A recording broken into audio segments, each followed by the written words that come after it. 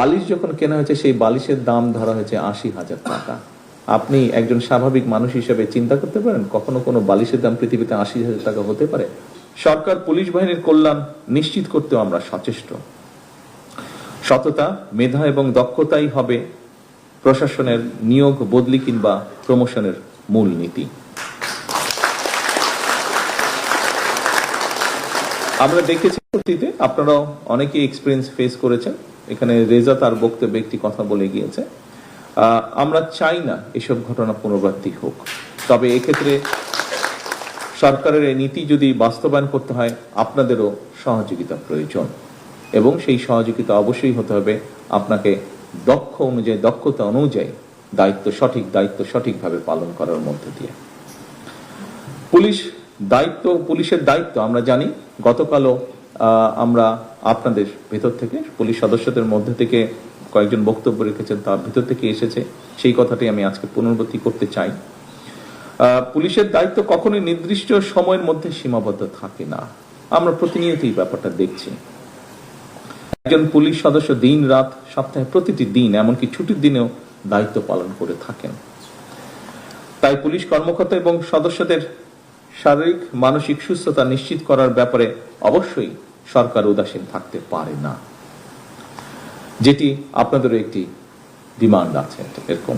সুতরাং আপনাদের প্রতিটি যৌক্তিক এবং প্রয়োজনীয় প্রত্যেকটি দাবি বর্তমান সরকার অবশ্যই একসাথে আমাদের পক্ষে সম্ভব না। পর্যায়ক্রমিকভাবে আমরা আমাদের সর্বোচ্চ গুরুত্ব থাকবে পর্যায়ক্রমিকভাবে ধীরে ধীরে ইনশাআল্লাহ বাস্তবায়ন করা।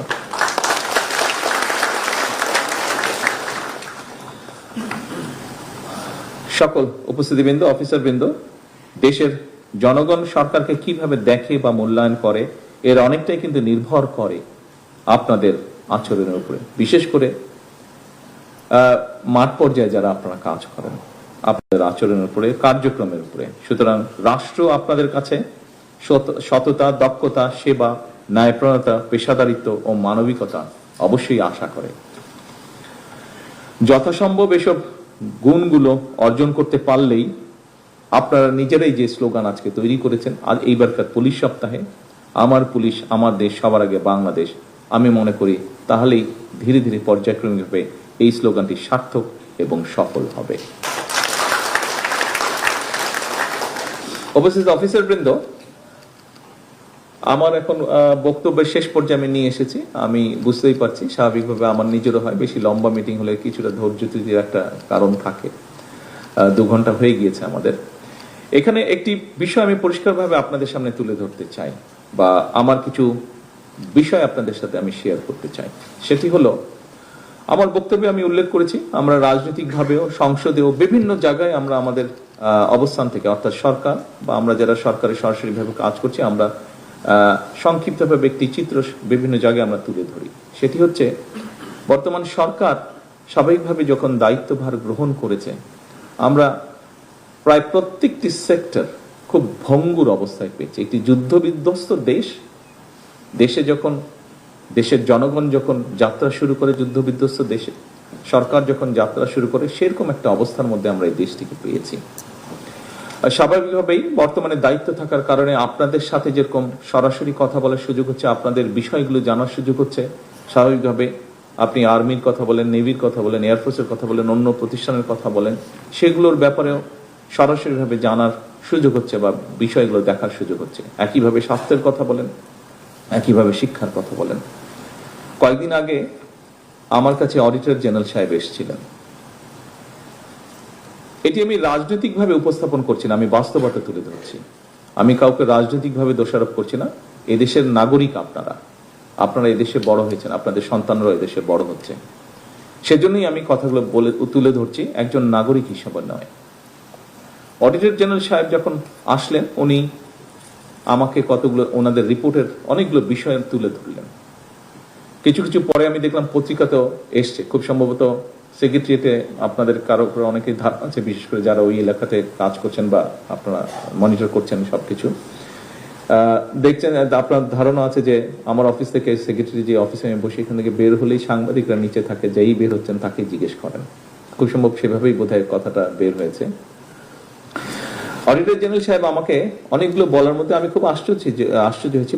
আগে পত্রিকায় পড়েছিলাম, স্বাভাবিকভাবে পত্রিকায় অত ওভাবে না থাকলে অডিটর জেনারেল যেহেতু অডিট করেছেন পরিষ্কারভাবে কথাগুলো ফুটে উঠেছে বা বেরিয়ে এসেছে, উনি যেহেতু ইনভেস্টিগেট করেছেন।